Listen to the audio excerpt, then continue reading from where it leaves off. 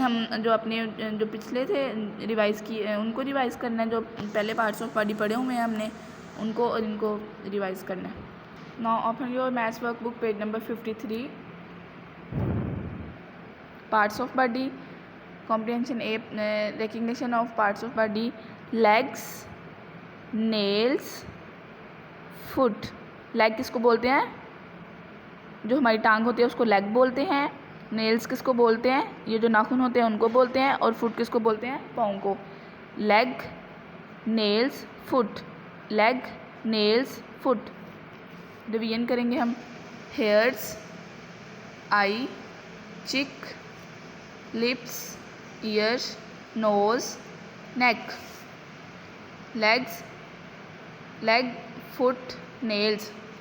आज की हमारी कुरान और इस्लामियत की डायरी है सूरह इखलास। आज हम क्या पढ़ेंगे? सूरह इखलास।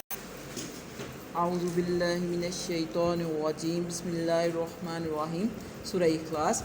कुल हुवल्लाहु अहद, अल्लाहुस समद, लम यलिद व लम यूलद व लम यकुल लहु कुफुवन अहद। इसको ध्यान से करवाइएगा। ख़ासतौर पे पहला लफ्ज़ जो है कुल, उसको कुल यानी पुर काफ पढ़ा जाएगा। कुल पढ़ने से इसका मानी चेंज हो जाता है, इसलिए पेरेंट्स बच्चों को काइंडली ये ध्यान से करवाइएगा।